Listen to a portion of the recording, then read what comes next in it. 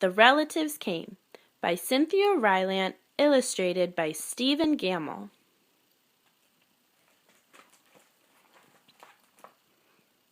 It was the summer of the year when the relatives came.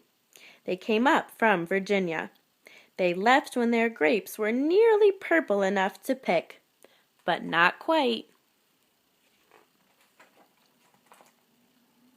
They had an old station wagon that smelled like a real car, and in it they put an ice chest full of soda pop and some boxes of crackers and some bologna sandwiches, and they came up from Virginia. They left at 4 in the morning when it was still dark, before even the birds were awake. They drove all day long and into the night, and while they traveled along, they looked at the strange houses and different mountains, and they thought about their almost purple grapes back home. They thought about Virginia, but they also thought about us, too, waiting for them. So they drank up all their pop and ate up all their crackers and traveled up all those miles until finally they pulled into our yard. Then it was hugging time. Talk about hugging! Those relatives just passed us around their car, pulling us against their wrinkled Virginia clothes.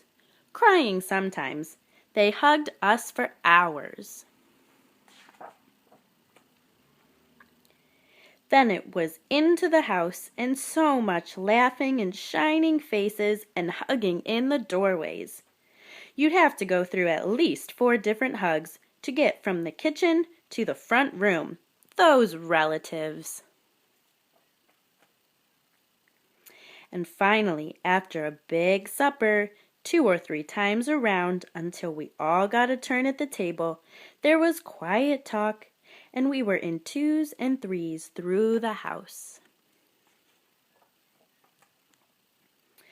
The relatives weren't particular about beds, which was good, since there weren't any extras, so a few squeezed in with us, and the rest slept on the floor, some with their arms thrown over the closest person, or some with an arm across one person and a leg across another. It was different going to sleep with all that new breathing in the house. The relatives stayed for weeks and weeks. They helped us tend the garden, and they fixed any broken things they could find. They ate up all our strawberries and melons, then promised we could eat up all our grapes and peaches when we came to Virginia. But none of us thought about Virginia much. We were so busy hugging and eating and breathing together. Finally, after a long time, the relatives loaded up their ice chests and headed back to Virginia at 4 in the morning. We stood there in our pajamas and waved them off in the dark. We watched the relatives disappear down the road. Then we crawled back into our beds that felt too big and too quiet. We fell asleep. And the relatives drove on all day long and into the night, and while they traveled along, they looked at the strange houses and different mountains, and they thought about their dark purple grapes waiting at home in Virginia. But they thought about us too, missing them, and they missed us. And when they were finally home in Virginia, they crawled into their silent, soft beds and dreamed about the next summer.